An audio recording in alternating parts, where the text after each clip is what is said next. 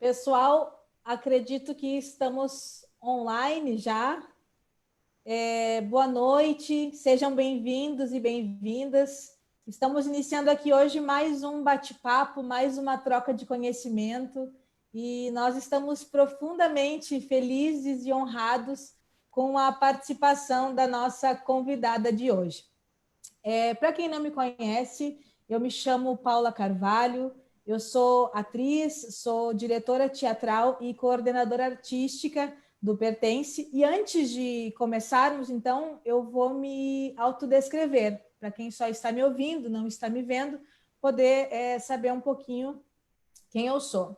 Eu tenho 32 anos, eu sou branca, eu tenho a pele morena, os olhos castanhos, o cabelo preto, cacheado. Eu estou usando uma blusa branca e ao meu fundo a gente vê uma parede cinza grafite. Nós estamos transmitindo essa live simultaneamente no Facebook e no Instagram, mas a oficial, digamos assim, é aqui no Facebook. Então, se tem alguém aí já entrando no Instagram e quiser migrar para cá, fica mais fácil para poder também mandar comentários, perguntas, e a gente vai falando por aqui. Na telinha aqui, então, nós vemos 3 imagens, né? Uma delas estou eu, na outra está a Vânia, que vai fazer a tradução em Libras, né, para a gente, e na outra a nossa convidada especial, Cláudia Werneck.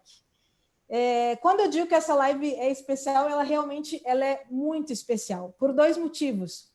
Primeiro, porque ela faz parte de uma programação que celebra o Dia do Teatro Acessível, que é o dia 19 de setembro, né? Porto Alegre é a primeira vez que está comemorando essa data, e o Rio de Janeiro foi a primeira. Depois, aí, ao longo da nossa live, a Cláudia vai contar um pouquinho para a gente de como foi essa conquista, né? Que reverberou aqui no Sul também. A gente conseguiu, então, instituir oficialmente essa data no nosso calendário.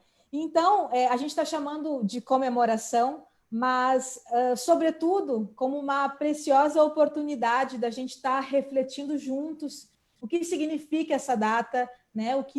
Por que ela é tão importante e também para que a gente possa entender o quanto que a gente precisa caminhar e se desenvolver para que isso possa, de fato, se tornar, né, se transformar em práticas inclusivas, né, dentro da cultura. E aí, então, o segundo grande motivo é que a Cláudia ela é uma grande inspiração para a gente.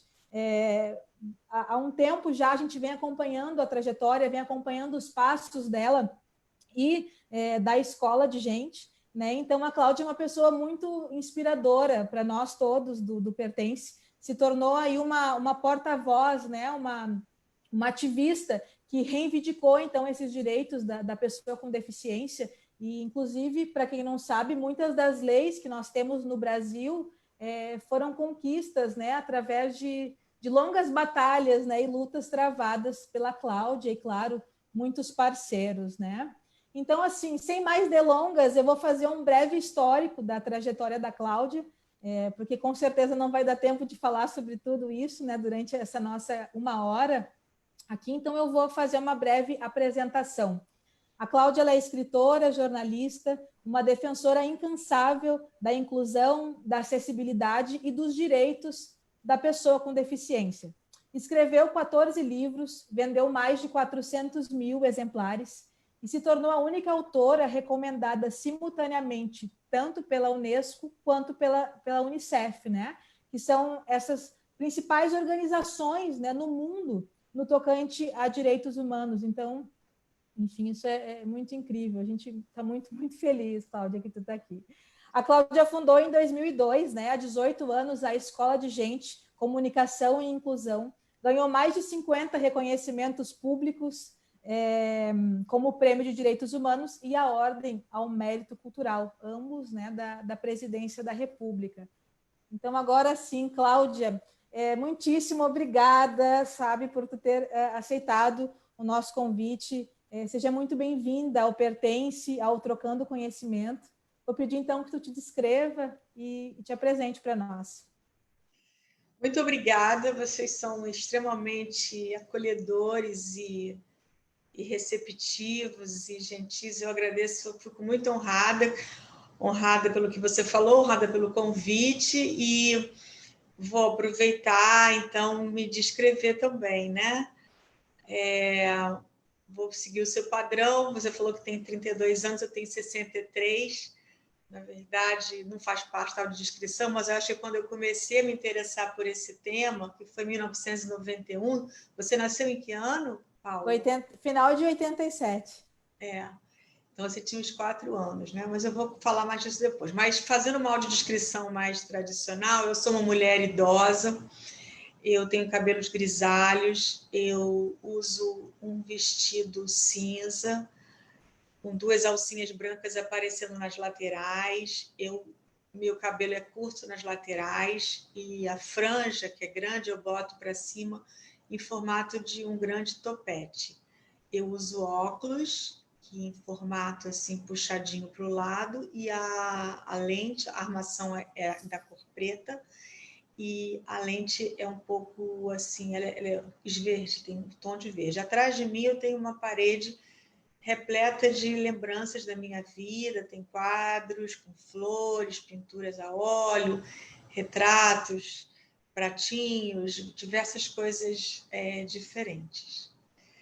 E aí estou à disposição de você, não sei se você, como você prefere, então estou a postos aqui na função Maravilha. sentinela amorosa e compromissada. Então, Cláudia, eu acho que para a gente iniciar esse papo, acredito que muitas pessoas conheçam a tua trajetória, outras não. Então, gostaria que tu contasse um pouco para a gente. Muitas vezes, as pessoas que estão à frente dessas pautas, dessas discussões, são pessoas muitas vezes familiares, por exemplo, de pessoas com deficiência, né? Como que se deu isso na tua vida? Como que iniciou essa preocupação que vai desencadear depois de uma longa história, né, de lutas com relação a esta causa? Conta um pouquinho para a gente. Bom, eu sempre fiz da comunicação minha força, assim, desde que eu era criança. E eu tenho uma história pessoal que eu gosto de compartilhar, porque naturalmente muitas pessoas têm filhos pequenos e a forma como meu pai e minha mãe me atenderam num pedido que eu fiz, eu acho que tem relação com a ativista que eu me tornei hoje. Em 1969, eu tinha 11 anos e os astronautas foram à Lua.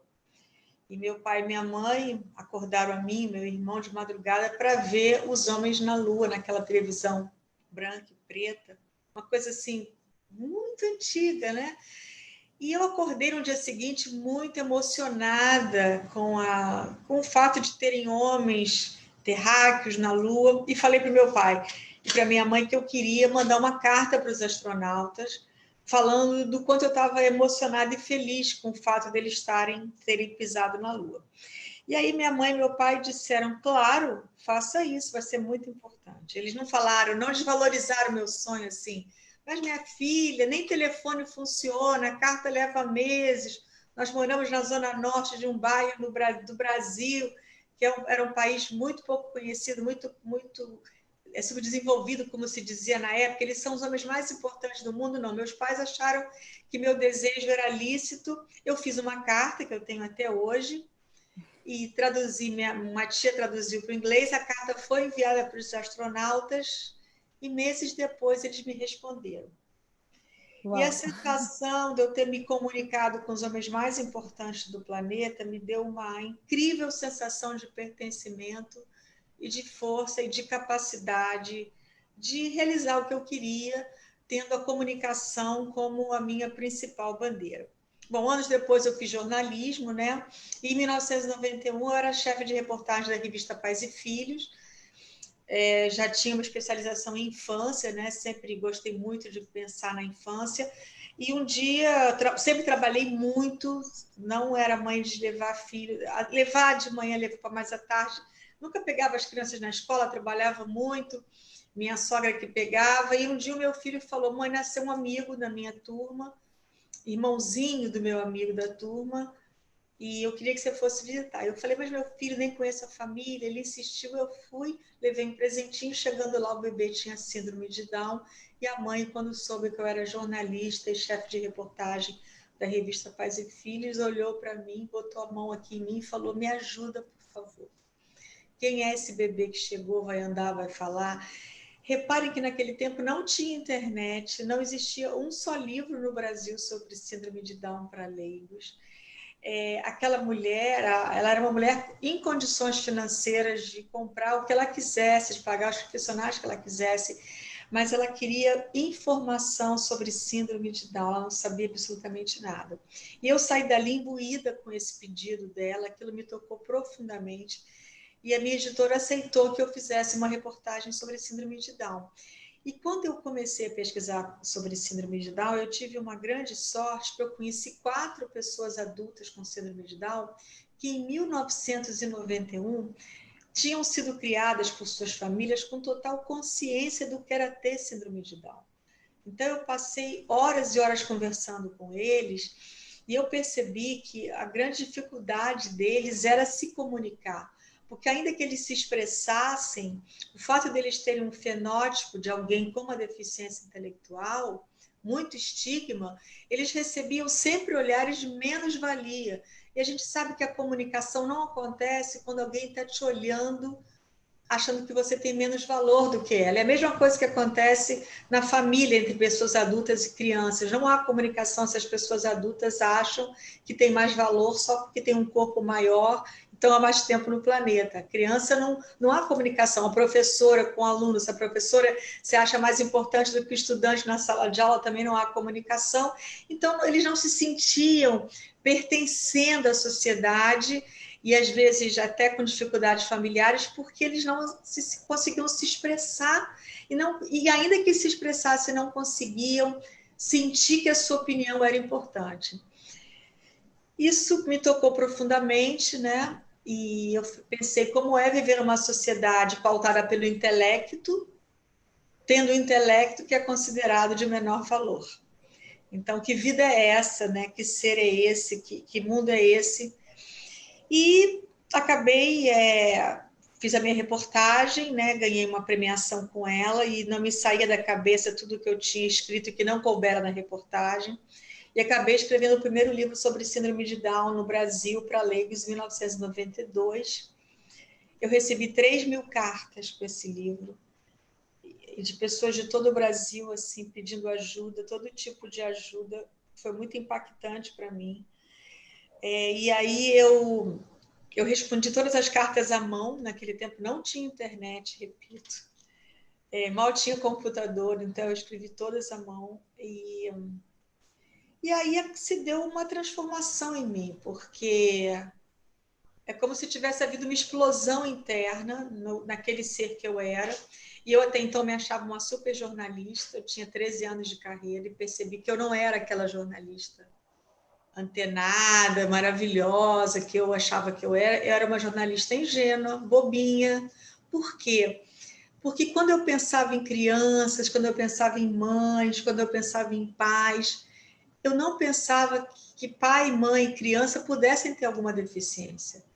Era como se eu trabalhasse dentro de um conjunto infância pequeno, reduzido em relação ao verdadeiro, uma maternidade pequena. Então, eu fazia matérias, por exemplo, orientando sobre como uma mãe deveria amamentar, mas eu nunca imaginava em dar dicas para essa mãe caso ela não tivesse um braço, caso o bebê fosse hipotônico, caso essa mãe fosse cega. Assim, eu não pensava em todas as pessoas, eu vivia no mundo imaginário, que é o que a maioria das pessoas vive, e eu me decidi que eu ia expandir esse mundo, ia buscar o mundo real, e para mim inclusão é simplesmente você criar tudo em função das pessoas que existem, não daquelas que você gostaria que existissem numa espécie de delírio coletivo. Sim. Há uma estimativa, né, Cláudia, que existe mais de 1 bilhão de pessoas com deficiência no mundo, né? E é incrível como esse relato que tu falaste agora é como a gente observa na sociedade hoje em dia, né? As pessoas têm muita dificuldade de perceber que essa comunicação, que nós não nos comunicamos para todas as pessoas e que sim, nós devemos nos empenhar, né, para fazer isso, com certeza. E então, pode falar. É que eu acho que realmente não existe ainda no mundo comunicação entre pessoas com e sem deficiência. Esse encontro de saberes, ele não existe. Ele está por existir, mas ele é meio que impedido de acontecer hoje, e não só pelas pessoas sem deficiência, que não oferecem acessibilidade e que são muito preconceituosas, é porque as pessoas com deficiência também são preconceituosas em relação a outras deficiências que não a sua, e também não praticam comunicação acessível, mesmo quando não acham que é um direito a garantido. Então, assim, eu coloco que todos nós, pessoas sem deficiência e com deficiência, fomos criados numa sociedade altamente excludente, que a gente só muda o que está excluindo por dia, ou por vida, ou por ano. Mas o jogo discriminatório, ele é muito forte, ele é muito bem jogado, e a gente nem percebe que joga, ainda tem prazer nele e não sabe de onde vem o prazer. O prazer vem de uma discriminação histórica, secular, a qual, infelizmente, nós nos habituamos. E muita falta de informação também, né? Que de alguma forma contribui para tudo isso. Então, Cláudia, tu falaste que em 92 tu lançou o teu primeiro livro e 10 anos depois, a gente vai dar um pequeno salto para poder dar conta de tudo, tu fundou a Escola de Gente, né, Cláudia? Conta um pouquinho para a gente, assim, de 92 até 2002, como foi, tu publicaste outros livros, e aí, então, como foi a decisão de vamos fundar uma ONG, um projeto, para poder levar adiante essas ideias, né? Quando eu lancei meu primeiro livro, assim, eu comecei a ser convidada para viajar muito. Eu saí logo do Brasil, viajei muito com meu marido, me apoiando muito, assim, meus filhos. Eu tive uma expansão muito grande, tão grande que eu hoje percebo que eu não tinha banda larga para tanta demanda de pessoas pedindo ajuda a mim. É como se eu não tivesse chip para isso. Então, eu até tive muitas questões de estresse. E, bom, fui me reformulando, fui aprendendo e escrevi. Da síndrome de Down eu passei para as deficiências em geral, depois eu passei para o conceito de inclusão, escrevi muitos livros, até que em 2002, assim, eu estava muito cansada, eu estava exausta, eu estava assim, pensando há 18 anos, né? Eu pensei, nossa, eu não vou dar conta mais, não sei como é que eu vou fazer daqui por diante, estou acabada, estou muito cansada. Mas o que eu vou fazer com tudo que eu aprendi, que está nos meus livros, mas que como é que eu vou ser útil para a sociedade daqui por diante com o pouco tempo que eu tenho de gás, né? Porque eu achava que meu gás estava acabando e ia ficar muito, não ia conseguir mais ser uma ativista de tão cansada que eu estava. E aí eu falei, já sei, vou criar uma ONG, uma organização para formar jovens capazes de serem parte de uma nova geração de pessoas que sabe como não discriminar em função de desigualdades e diferenças de quaisquer natureza. Então, eu formei a Escola de Gente para fazer da comunicação acessível, da comunicação inclusiva, uma estratégia de empoderamento e de formação de jovens com e sem deficiência, de modo que eles pudessem levar esse legado de uma sociedade inclusiva adiante. E aí eu fui super bem sucedida, assim, o Pedro Prata, que é o nosso coordenador, foi um desses jovens do primeiro projeto da Escola de Gente. Ele estudava comunicação, era universitário de comunicação na Universidade Estadual do Rio de Janeiro, e a gente realizou um projeto lá, juntando estudantes de comunicação e de direito e de ciências sociais, para aprender o que era inclusão, e para isso a gente chamava o Ministério Público. Então, muitas pessoas do Ministério Público que hoje estão assim, assumindo cargos importantes, de alguma forma me ajudaram a formar naquele tempo, com o pensamento da época, essa juventude, muitos jornalistas também, muitos especialistas em inclusão. E foi assim, aí a Escola de Gente, na verdade, quando a gente cria uma ONG, a gente não tem ideia do que é criar uma ONG, né? Porque uma ONG fica para a família, assim, no sentido de que ela é uma organização que ela não se acaba, ela tem um propósito, quando ela é criada a partir de um propósito, né, e não por qualquer outro interesse, mas quando ela tem um propósito, ela é para sempre, né? É o que fica para você, e você trabalha infinitamente também, porque sua vida se mistura muito com a vida da organização, e você não sabe mais quem é você, quem é a organização. E você vai seguindo e vai ficando feliz, realizada, e eu sei que hoje eu me sinto muito menos cansada do que há 18 anos, né? E eu acho que parte dessa regeneração celular foi o fato de eu ter assim, tanto tesão, né? E tanta chama, tanto ímpeto, tanto impulso de praticar a inclusão e de inovar e de ousar, de fazer aquilo que eu acho que poucas pessoas têm coragem de fazer e a gente tem, então a gente vai fazer. Sim. E rapidamente, fala um pouquinho para a gente quais são os principais norteadores da Escola de Gente, né? Os principais projetos também que existem dentro da Escola de Gente, para o pessoal que está em casa entender um pouquinho. E também aproveito para falar, caso tenham perguntas, podem estar encaminhando aí no próprio chat do Facebook, e o pessoal da produção encaminha aqui para a gente, e na medida do possível a Cláudia vai tentar responder.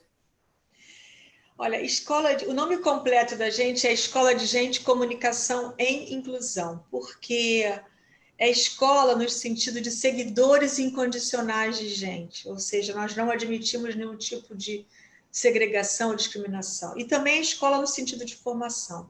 E comunicação em inclusão, porque nós achamos que é na comunicação, no processo de comunicação, que se dão as formas mais graves de discriminação pela ausência de acessibilidade, como a Libras, por exemplo, que está presente aqui nessa live. E a Escola de Gente, ela trabalha assim, em dois níveis, digamos. Ela trabalha muito na advocacy, propondo leis, incidindo em políticas públicas, com atuação junto ao Ministério Público, ao Judiciário, ao Executivo, ao Legislativo. Eu acho assim que é uma parte muito grande do nosso trabalho, é o chamado advocacy. E num outro nível, nós executamos projetos nos territórios, já atuamos em 19 países, na beira de rio, dentro de circo, na Amazônia, por todas as regiões do Brasil, em projetos de várias naturezas. Então, nós temos projetos de formação de jovens como agentes da inclusão, projetos de leitura acessível, com oficinas de leitura acessível, oficinas de teatro acessível. Temos o nosso grupo de teatro acessível, né, que foi criado em 2003 pela minha filha, Tata Werneck. Temos muitos projetos de pesquisa, de conteúdos, assim, de tecnologia agora, né? Ano passado a gente lançou um aplicativo, né? O aplicativo Vem Cá de Cultura Acessível, justamente para que produtores culturais possam cadastrar o que eles estão fazendo com acessibilidade e para que pessoas com deficiência possam acessar com antecedência o que está acontecendo em cada cidade do Brasil com acessibilidade, para que possam se organizar para desfrutar da vida cultural. Então, a gente tem projetos, nós participamos de conselhos também, Conselho Nacional de Juventude, por exemplo, é um conselho que nós somos decanos desde 2005. Nossa vida é uma vida assim, onde a gente se alimenta da política pública, da incidência política para fazer a prática nos territórios, e como a gente está na prática, conversando com as pessoas com deficiência, sem deficiência, conhecendo esse território, a gente fica muito forte para incidir nas políticas, né? Então, é um pouco isso que a gente faz. Nesses 18 anos, a gente já sensibilizou diretamente para a causa da inclusão mais de 500 mil pessoas. A gente já teve um programa de rádio durante 4 anos. A gente já fez muita coisa e, enfim. Sim, exato. Muita... Sim. Vou fazer um destaque só para esse aplicativo, né? Vem Cá, que no ano passado, quando o Pedro veio a Porto Alegre, pelo nosso convite, ele fez o pré-lançamento, porque ele estava Esse foi o primeiro pré-lançamento, exatamente. do aplicativo, e que é algo assim de extrema importância, né? Que incrível que bom que vocês fizeram isso, porque eu, como artista, percebo que teve, a partir de um determinado momento, que o Ministério da Cultura colocava como uma cláusula, né? Tu tinha que ter acessibilidade. E muitas vezes, então, os grupos começaram a pensar sobre isso, e aí muitas vezes a pessoa com deficiência não ia. Então, existia todo um investimento em audiodescrição, em equipamento, e essa informação não chegava até as pessoas, né? E aí, enfim, esse aplicativo ele vem e ele é importante para todo mundo, para a pessoa com deficiência, mas para a sociedade como um todo, porque para que essa informação possa ir e vir, né? Então, ele inclusive ele também é importante porque ele também a gente considera que uma das 12 acessibilidades previstas é a gratuidade, né? Porque como 80% das pessoas com deficiência vivem na pobreza no Brasil, nos países em desenvolvimento, a gente sabe que falar de acessibilidade é também falar de acessibilidade no sentido da financeira e econômica. Então, o aplicativo, uma das 12 acessibilidades que os produtores podem colocar é a gratuidade. Inclusive, se o produtor tem um espetáculo ou uma peça de teatro, um cinema, alguma coisa, são 12 categorias também de eventos culturais, que não tem acessibilidade, mas seja gratuito, ele pode cadastrar ali, porque a gente considera que é uma forma de acessibilidade também. O aplicativo foi um sucesso, ele teve 25 mil downloads em menos de 2 meses. Agora a gente está partindo para uma segunda fase, né, porque a pandemia houve uma grande interrupção nos processos culturais presenciais, né? E agora a gente vai estar fazendo, modelando algumas questões, inserindo uma área onde profissionais de acessibilidade podem se cadastrar também, oferecendo o seu trabalho, lógico que a partir de alguns critérios que a gente está estudando ainda, né? Para que sejam pessoas que cumpram um currículo garantidor da eficiência, né? Da competência. sim. Então, eu gostaria, Cláudia, que agora a gente falasse um pouquinho mais sobre a parte cultural da Escola de Gente, né? A partir do Grupo Inclusos e os CISOs, que, como tu falaste, foi criado, fundado pela Tatá, junto com outros artistas, né, do Rio de Janeiro. Gostaria, então, que tu falasse um pouquinho para a gente. Inclusive, foi através desse projeto com o grupo e a Escola de Gente foi também... recebeu da ONU, não é? Acho que tu pode falar um pouquinho mais sobre isso, mas recebeu da ONU uma menção, né, como uma das experiências mais inovadoras na área de inclusão, né, no mundo, a partir do teatro acessível, né, que vai culminar depois lá na frente, que a gente vai estar falando também sobre o que nos trouxe até aqui. Exato. A gente recebeu 3 vezes a premiação. A primeira foi pelo teatro, a segunda foi pela leitura acessível, a terceira foi pela formação de jovens agentes da inclusão nas favelas cariocas. Mas a primeira foi pelo teatro, e o teatro, o teatro acessível da Escola de Gente, que é representado pelo Grupo Inclusos CISOs, ele é o nosso projeto mais conhecido, né? Quando eu criei a Escola de Gente, eu não pretendia entrar pela área do teatro, mas a Tatá fazia teatro na Unirio, né? Aqui em casa, a Escola de Gente nasceu na minha casa, na garagem da minha casa, então meus filhos participaram muito do que a gente falava de inclusão. Então, logo ela entrou na faculdade, ela sugeriu, falou, mãe, vou criar um grupo de teatro para falar de inclusão com muito humor e que já vai ter acessibilidade total, já vai ter tudo que você fala aqui em casa.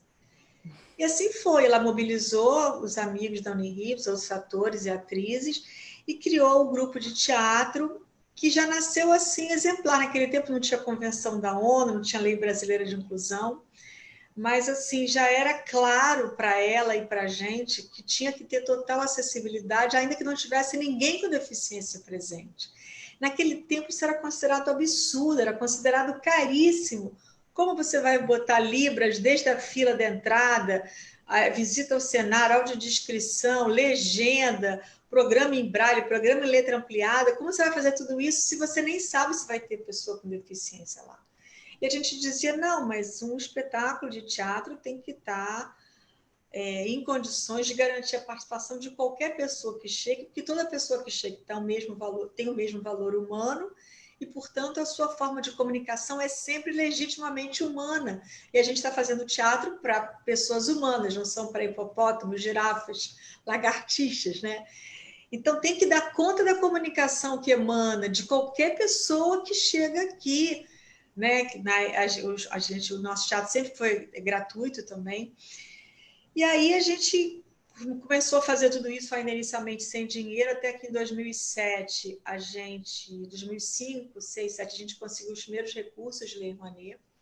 E aí a gente fez, em 2007, realizou no Brasil o primeiro espetáculo totalmente acessível do país. Depois, em 2011, a gente realizou o primeiro espetáculo totalmente acessível do Brasil para crianças, também com grupos inclusivos CISOs. Depois a gente percebeu que era preciso incidir mais e a gente criou a campanha Teatro Acessível, Arte, Prazer e Direitos. E aí a gente, em 2013, resolveu realizar uma audiência pública no Congresso Nacional para... nesse meio tempo, o Ministério da Cultura incorporou os nossos conteúdos como conteúdo do Ministério da Cultura, como política pública. Em 2013, com o apoio do Ministério da Cultura, TCU, CGU, Secretaria Especial de Direitos Humanos na época, Classe Artística, Funarte, a gente fez a primeira audiência pública, quer dizer, era uma audiência pública para defender o teatro acessível e para propor a criação do Dia Nacional do Teatro Acessível. Mas quando a gente começou a organizar a audiência, a gente falou, será que a gente está, pelas perguntas que eles faziam no Congresso, a gente falou, será que a gente está realizando a primeira audiência pública acessível do Congresso Brasileiro? E era. Eles nunca tinham feito. Então, a gente fez, ajudou a fazer, né? E realizamos... Isso em 2013. 13. Imagine. Em 2013. Há 7 Não anos. tinha tido ainda uma... Porque quando a gente começou a organizar, pelo tipo de pergunta que eles faziam para a gente começou a desconfiar que eles nunca tinham feito. Uhum. E não tinham, né? E foi super lindo. E aí, nesse dia, saiu o documento que propunha a criação do Dia Nacional do Teatro Acessível. E aí a gente fez uma pegadinha, a gente sabia que o dia 19 de setembro também é Dia Nacional do Teatro, né? Porque tem um outro dia, mas esse é o dia que foi fundada a primeira universidade de teatro no Brasil, né? Então a gente falou, vamos fazer uma pegadinha, vamos botar o Dia Nacional do Teatro Acessível no mesmo Dia Nacional do Teatro. Fazer essa pegadinha, não vamos contar para ninguém. E aí a gente teve apoio de 4 partidos diferentes, assim, suprapartidariamente, de todos os lados, e o projeto tramitou durante 4 anos na Câmara dos Deputados e no Senado, e até que em 2018, né, ou 17, agora estou até na dúvida, 17. ele foi 17. Ele depois, assim, tudo um processo muito cuidado, né? A gente ali em cima, ele ficou um ano para ir para ser votado e a presidência do Senado não colocava em pauta para ser votado, até que ele foi votado, foi sancionado depois, e aí a gente ficou muito feliz, e mais feliz ainda quando vocês de Porto Alegre transformaram também numa lei municipal, não é isso também? Exato. Então, isso para a gente assim, foi... Depois o Rio de Janeiro também fez, mas que a gente sabe são os únicos 2 municípios. A gente até pretende depois mobilizar mais municípios para fazer, mas vocês fizeram por impulso de vocês, né? Por força de vocês. Isso é muito, muito bom, muito bonito, a gente fica muito honrado. E a gente então passa a celebrar, né? E esse ano a gente vai celebrar, a Escola de Gente vai realizar o seu primeiro espetáculo acessível online, com um detalhe, cada ator e cada atriz está numa parte do Brasil, então não é um teatro que a gente vai filmar. Um ator está em Portugal, outro ator está em Florianópolis, outro ator está no Rio, e a gente vai fazer essa grande vivência assim, no sábado, né? No YouTube da Escola de Gente, com parceria com a Unicef. E Às assim, 17 horas, né, Cláudia? 17 Vamos horas. fazer a divulgação, então, às 17 horas, no sábado. 17, sábado, Estamos ansiosos para ver esse acontecimento, né? Eu também tô, porque, assim, para você inovar, você corre um risco muito grande, né? Porque a gente vai usar uma gambiarra que a gente criou na pandemia, porque as plataformas não são acessíveis, totalmente acessíveis, né? E a gente criou uma gambiarra para fazer live com libras, legenda e audiodescrição dentro e fora da sala de reunião.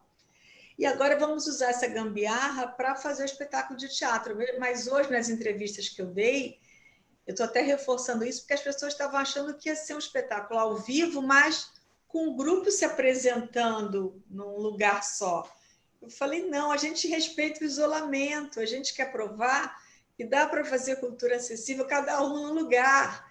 Então, a gente tem que manter a coerência também com o que a gente acredita em relação à pandemia, Claro. em relação aos conceitos de saúde pública, de cuidado com a população. Então, assim, vai ser muito sofisticada. Eu estou super tensa, assim, mas confiando totalmente na equipe, no Pedro, no Ricardo, assim, que eles e o grupo de atores também e atrizes, eles refizeram o texto, colocaram piadas agora da pandemia, né? Que é um espetáculo que tem sido apresentado no presencial e que agora vai ser apresentado no online, né, com essa. Adaptado para fazer esse. Eu nem quis ler o texto novo, assim, eu tô preferindo curtir na hora juntamente E com o todo. texto, ele é o teu texto, não é, Cláudia? Ou ninguém mais vai ser bonzinho? Ele é inspirado no meu livro, Ninguém Mais Vai Ser Bonzinho. Esse livro ele é um livro de conteúdo, ele foi o primeiro livro no Brasil sobre sociedade inclusiva, porque esse conceito de sociedade inclusiva ele foi colocado pela ONU no papel por meio de uma resolução no ano de 1990. E eu escrevi o primeiro livro sobre esse conceito fora da academia, né? Eu não sei se na academia alguém já tinha escrito, mas eu não sou uma acadêmica e nunca escrevi com esse objetivo. E ele se chama Ninguém Mais Vai Ser Bonzinho, justamente para dizer que o que a gente faz é direito, não é favor, não é nada disso, não é carinho, não é respeito, não é acolhimento, não é nada disso, é só direito e ponto, e tem que fazer. E ponto, é isso. Temos que transformar políticas em práticas, como você também já falou hoje aqui, que sejam políticas e práticas cotidianamente inclusivas. E esqueci o que eu estava falando. Pronto. Tem uma coisa que eu penso, né, sempre que eu ouvi isso uma vez e ficou muito forte para mim, né? Que sempre que tu tem que garantir por lei um direito, é porque isso vem sendo muito negligenciado há muito tempo. Então tu institui lá uma lei para que tu possa dizer, olha, está aqui, né? Temos que cumprir isso. Então eu acho que a missão de vocês vai muito ao encontro disso, né? E a gente vai aprendendo também, né? As melhores Essa formas, enfim. questão das leis, ela é muito interessante, porque a lei, ela é o início de alguma coisa, ela não é o fim ainda, né? Uhum. Você tem a lei, e aí para você implementar a lei e para você criar uma mentalidade que sustente a lei, assim, aí um processo grande ainda. Mas eu sou muito. Eu aprendi com uma procuradora da República, a Eugênia Augusta Gonzaga, que é uma grande defensora da inclusão, e ela foi ela que me ensinou muito, assim, antes de ter convenção, de ter tudo, a entender o quanto que a nossa Constituição era inclusiva. Ela e uma outra procuradora também, promotora de justiça do Rio Grande do Norte, a Margarida Seabra, que é mãe da Débora Seabra, professora que tem síndrome de Down, escreveu um livro, é bem conhecida. As duas me ensinaram muito a entender o quanto que a nossa Constituição é inclusiva, e o quanto que, mas que isso não basta, né? Ainda não basta. Assim, deveria ser tudo, mas é só o começo de um processo que a gente tem que levar todo dia a fundo. Sim. Cláudia, eu queria aproveitar agora esse momento, eu queria te mostrar umas imagens que eu separei aqui para ti. Eu acho que tu pode gostar de vê-las. Deixa eu ver se eu Vamos consigo lá. compartilhar aqui. Tu tá vendo? Já apareceu aí para vocês? Ainda não, só apareceu o seu nome falando que você vai começar. Ah, sim, apareceu, apareceu. Que lindo. Pronto. Eu vou passar agora aqui, então, rapidamente, algumas imagens, tá? Deixa eu. Muito bonita. Que lindo.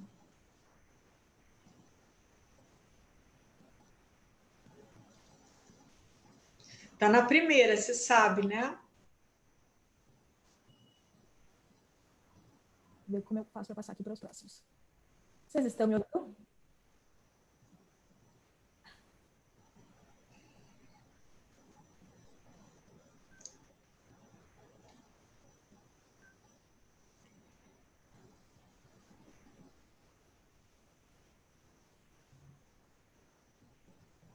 Antologias, mas eu É o espero grupo que de agora... teatro de vocês, Paula? Isso, passou já para a segunda imagem, onde tem um... Passou agora. Pronto, acho que agora vai. Essa foi a nossa estreia, Cláudia, no Festival Porto Alegre em Cena, no ano passado, que o Pedro veio para participar de uma Bonito. ação formativa, né? Então, nesse dia, Cláudia, foram mais de 100 jovens com deficiência intelectual que subiram ao palco de um dos principais teatros aqui de Porto Alegre, que é o Teatro São Pedro, e foi algo incrível. Até hoje, nem nós sabemos exatamente como que isso aconteceu, porque para ter 100 pessoas no palco, tinha umas 40 nos bastidores, né, para que tudo isso pudesse acontecer. Psicólogos, terapeutas ocupacionais, monitores, toda a equipe do Pertence, que é uma família enorme, muito competente, todo mundo se engajou nessa causa de fazer esse espetáculo acontecer. E foi algo muito incrível. E, claro, todas essas pessoas, né, são alunos do Pertence, dos diversos projetos que o Pertence desenvolve em Porto Alegre. Essa é uma cena que era minha e do Felipe, era eu e ele em cena. O Felipe tem síndrome de Down, não verbal, né? Ele não desenvolveu a fala. E eu adoro essa foto porque, veja, eu estou Linda. tentando sair de cena e ele está ficando em cena, curtindo ali as bolinhas. Ele achou incrível tudo isso. E foi muito, As muito fotos muito interessante. bonitas, muito lindas, muito significativas. Sim, eu queria aproveitar esse momento para te mostrar, porque eu imaginei que tu, mais do que ninguém, iria ficar muito feliz assim Muito com bonito, muito. essas imagens. E Parabéns, viu? A aí foto a final. cena final, isso, com todo mundo no final para receber os aplausos do público, né? Parabéns. Muito obrigada. Inspirado muito também no que vocês fazem aí. Então, é reciprocidade total. Então, foi algo muito impressionante por vários motivos essa experiência, né? Primeiro, porque nós também aprendemos, começamos pelo menos a ver o que a quantidade de problemas que nós teríamos por termos defendido de que sim, vamos fazer essa apresentação. Desde ensaios nos teatros que não tinham acessibilidade, então, para botar o pessoal cadeirante em cima do palco, né? Era toda uma mobilização para que isso acontecesse. Pensar também nessa troca de perspectiva, né? Espectador e também quem está no palco, né? Esse lugar de protagonismo que é o palco, né? Então, naquele momento, a sociedade estava ali para ver a pessoa com deficiência e não ver a pessoa com deficiência a partir da sua limitação, né? Vê-las brilhando no palco, sorridentes, iluminadas, felizes por estar participando daquele momento, né? Com certeza, naquela noite, naquela semana, a pessoa com deficiência que muitas vezes não tem nem amigos, porque é excluída de uma vida social, né? Os amigos são os amigos dos pais, dos filhos. A partir dessas experiências, por exemplo, que a arte proporcionou, elas tinham diversas histórias para contar, né? Que elas vivenciaram. Tiveram um repertório, né? Passaram a ter seu próprio Exato. repertório, né? Exato, a sua própria história. Isso é uma coisa que é muito cara ao Pertence, ele acredita muito nisso, e dentro dos diversos projetos, né, que o Pertence desenvolve, se busca colocar isso, né, a construção de histórias, né, de uma vida. É porque a gente é a soma das nossas histórias, né? E quando a gente não tem oportunidade de viver todas as histórias, a gente fica numa situação de quase que de risco, né? Porque as histórias te protegem, né? Tudo que você vive te protege e te faz tomar melhores decisões, né? Quando você tem uma vida que é bloqueada em vários aspectos, a sua vida fica muito mais vulnerável, né? Exato. Que maravilha. Deixa eu ler aqui rapidamente. Muitas pessoas, né, fazendo comentários, Cláudia, falando sobre a tua trajetória, né, que desde nova tu estavas ali atenta às urgências, então isso é realmente muito bonito. O Tiago, que é um participante do Pertence, e também o Tiago também é um artista da Fábrica de Sonhos, esse grupo, né, que nós fundamos pelo Pertence, né, em parceria com duas artistas, comigo e com a Bianca Bueno, que ela é bailarina, coreógrafa. Então, nós fundamos esse grupo que depois vai levar essas apresentações que eu te eu te mostrei agora, o Thiago está acompanhando aqui a nossa live, fazendo comentários, falando da importância da inclusão. Muitas pessoas queridas aqui. A produção está enviando tudo aqui para a gente, então, só para contemplar. Muito obrigada a todo mundo que está acompanhando, que está comentando, mandando seu amor. A gente fica muito feliz e grata de vocês estarem aqui com a gente. Vamos ver aqui, então, para onde vamos, para que a gente possa dar um encaminhamento, porque a gente tem aqui 10 minutos, mais ou menos, para concluir. Com relação, Cláudia, ao aplicativo e às ferramentas, né, que vocês lançaram recentemente agora na pandemia, né? Essa ferramenta que faz vários tipos de acessibilidade. Já existe uma forma que as pessoas possam ter acesso a isso? Tu falaste que é uma gambiarra, ela já foi patenteada para poder ser multiplicada, como a gente pode ter acesso? O aplicativo também, como que o pessoal pode estar baixando nos celulares, né? Olha, a gambiarra, assim, o que acontece? Assim que a pandemia começou, a gente achou, assim, em março ainda a gente percebeu que as pessoas com deficiência viveriam possivelmente a maior exclusão de suas histórias, porque nem a OMS fazia pronunciamentos com acessibilidade. Então, a gente tentou encontrar uma solução, viu que não tinha, e essa gambiarra que a gente criou, na verdade, ela é uma gambiarra tecnológica que envolve 3 plataformas, mas eu não sei te explicar, porque foram Pedro e Ricardo que se debruçaram, né, para conseguir fazer alguma coisa que, lógico que essa não é a única solução, devem ter outras, mas a gente foi muito cuidadoso e o que me interessou muito, que no dia 2 de abril a Escola de Gente já realizou a primeira live totalmente acessível da internet brasileira.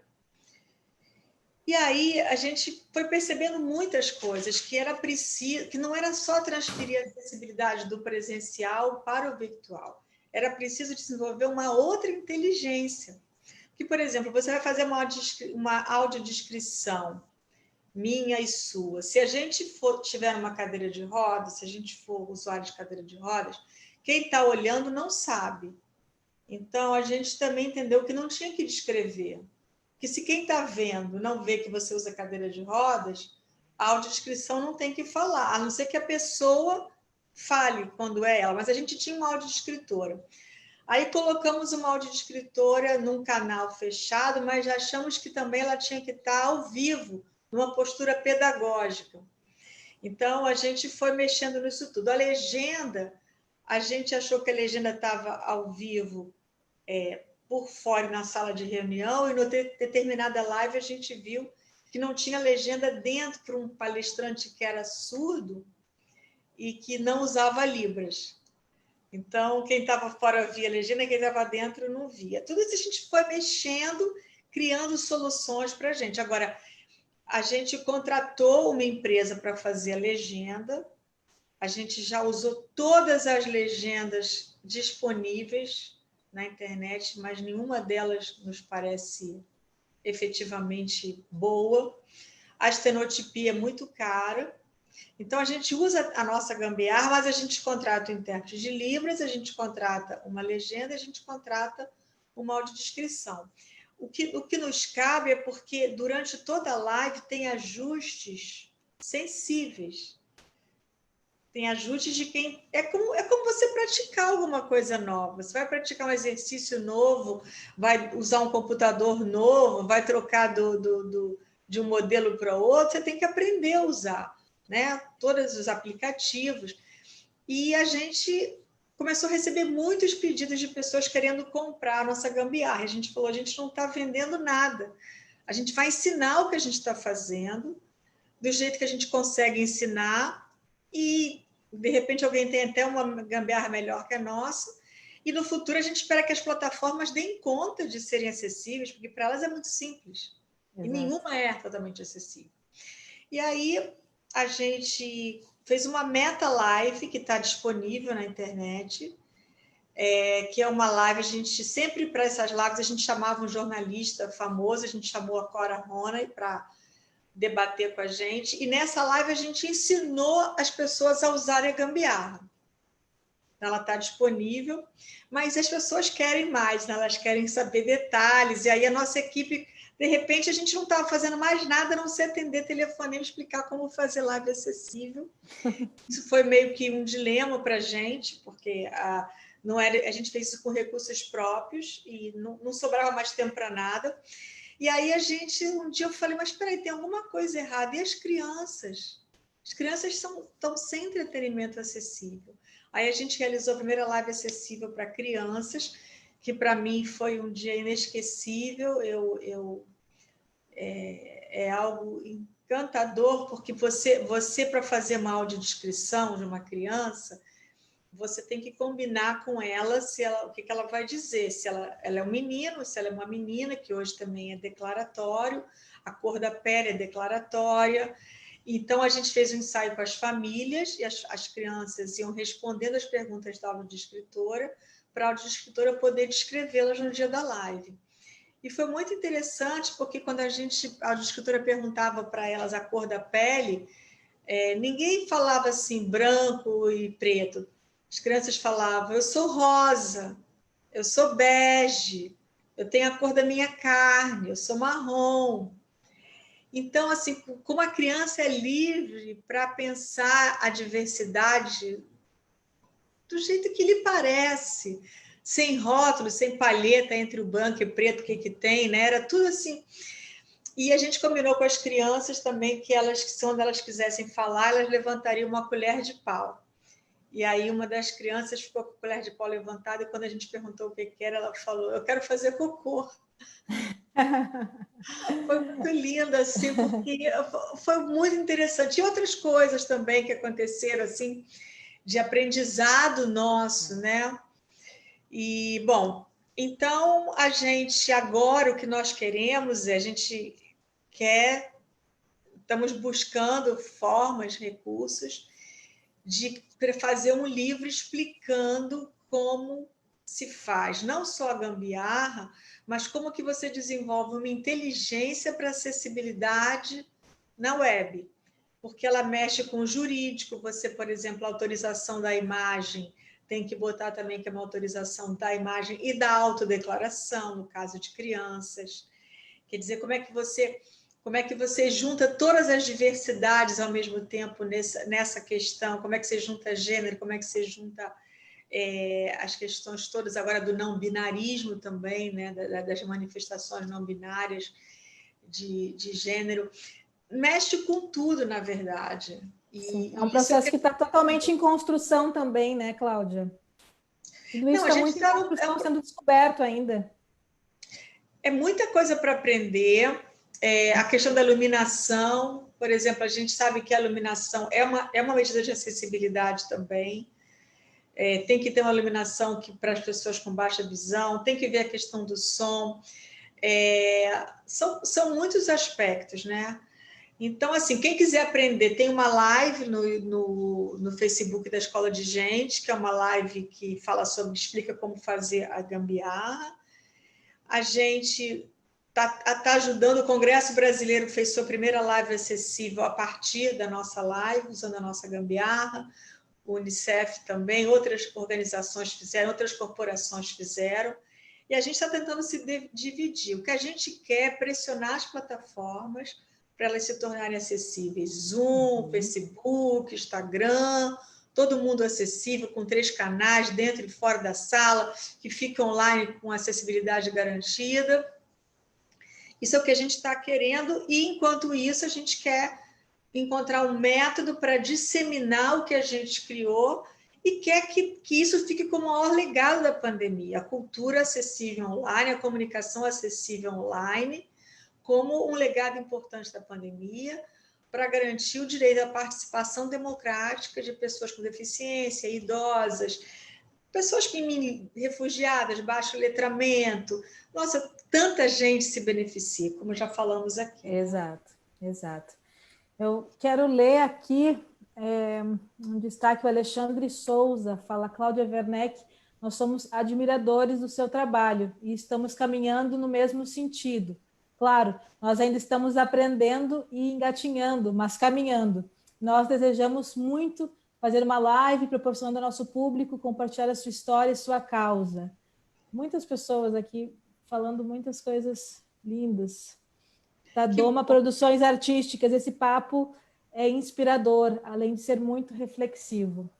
Com certeza, eu acho que é um processo de aprendizado para todos nós, né?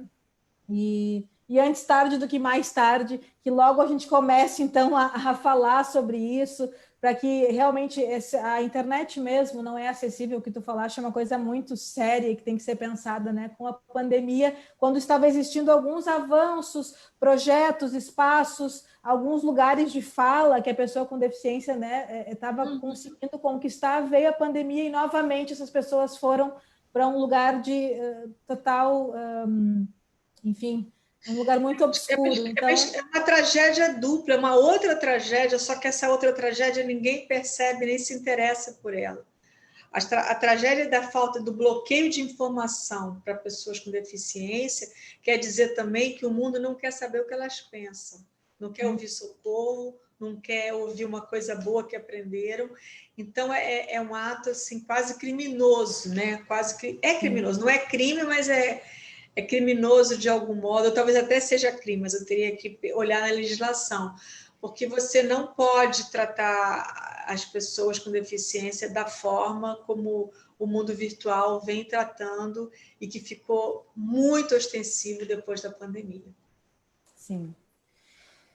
Cláudia, a gente está aqui nos últimos minutinhos, então, desse papo maravilhoso, importantíssimo.